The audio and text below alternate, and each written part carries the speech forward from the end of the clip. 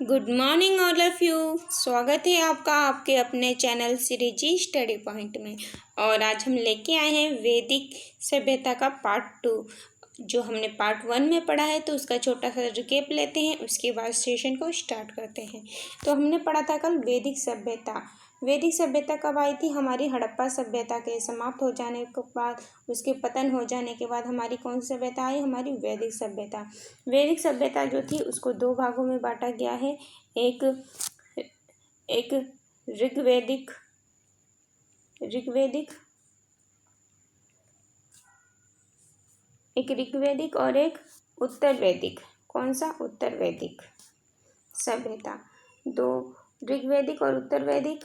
जो ऋग्वैदिक था वो 1500 से 1000 ईसा पूर्व था, और जो हमारा उत्तर वैदिक था वो 1000 ईसा पूर्व से 600 ईसा पूर्व तक था। क्लियर है? जो इसका मुख्य व्यवसाय था वो कृषि पशुपालन था, और लेकिन जो उत्तर वैदिक काल के लोग थे वो कृषि थे। इनका मुख्य व्यवसाय कृषि था। और उत्तर वैदिक काल से ही सर्वप्रथम लोहे के प्रयोग के साक्ष्य प्राप्त हुए हैं। जो ऋग्वैदिक काल के लोग थे वो खानाबदोश घुमंतू टाइप के लोग थे। धीरे धीरे इनकी जो लाइफ में वो स्थिरता आने लगी थी, और वो भी कृषि को, ये इनका द्वितीय व्यवसाय होने लगा था। क्लियर है पॉइंट? और हमने क्या पढ़ा था? हमने पढ़ा था ऋग्वेद के बारे में। ऋग्वेद में क्या था हमारा? ऋग्वेद में जो वहाँ के लोग थे वो प्रकृति की पूजा करते थे। इसमें इसके 10वें मंडल में गायत्री मंत्र का हमने पढ़ा।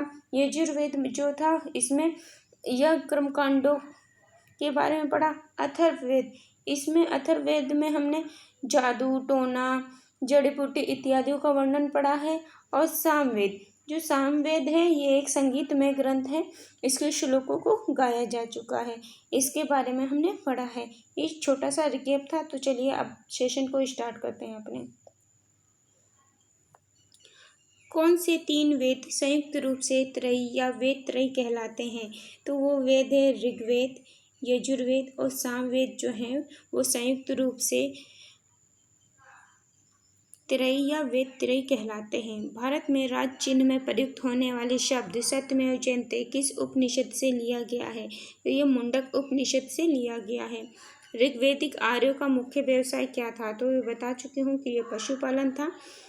भारतीय संगीत का आदि ग्रंथ कहा जाता है, किसे कहा जाता है? सामवेद को। प्रथम विधि निर्माता कौन है? तो मनु है प्रथम विधि निर्माता।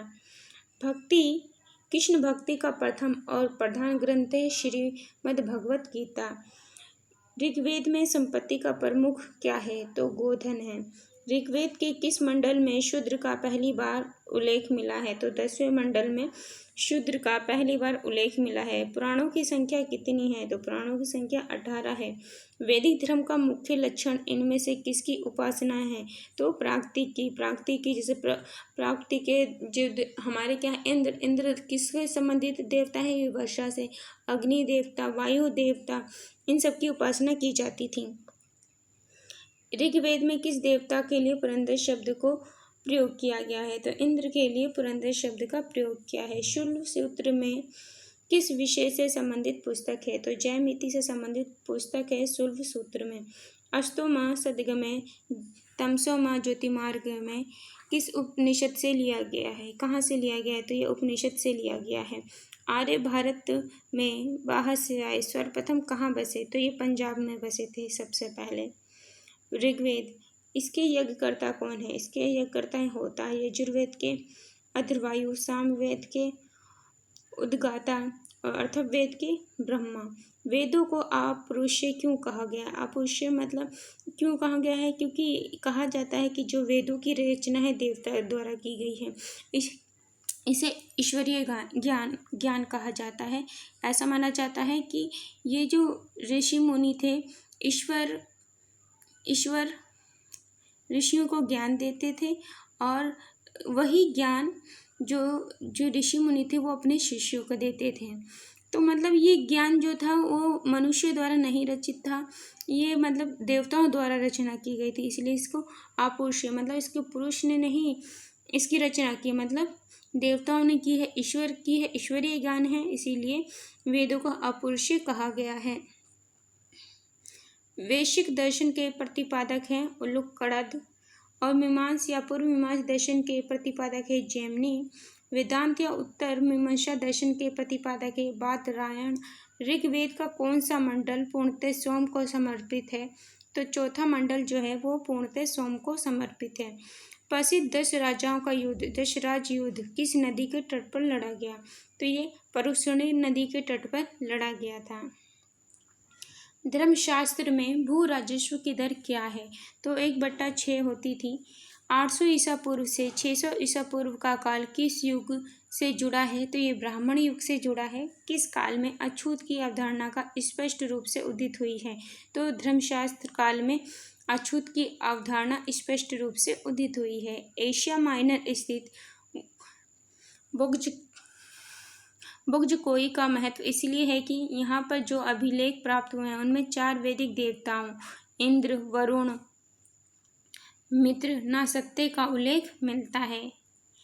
गायत्री मंत्र किस पुस्तक में मिलता है? तो ऋग्वेद में मिलता है। न्याय दर्शन को प्रचालित किया था गौतम ने।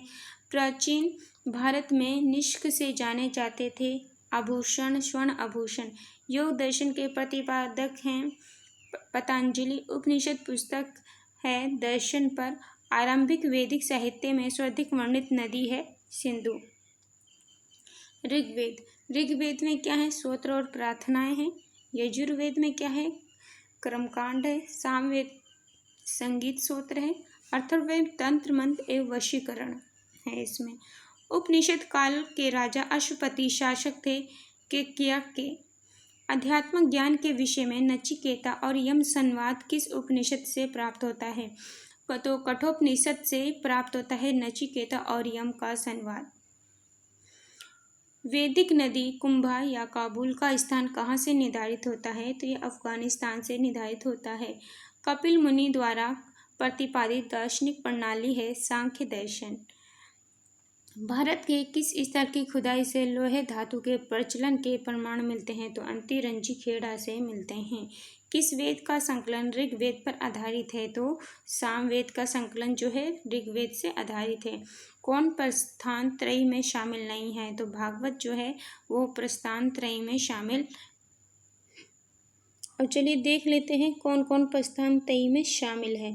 तो कौन है? भगवत गीता शामिल है, ब्रह्मा सूत्र शामिल है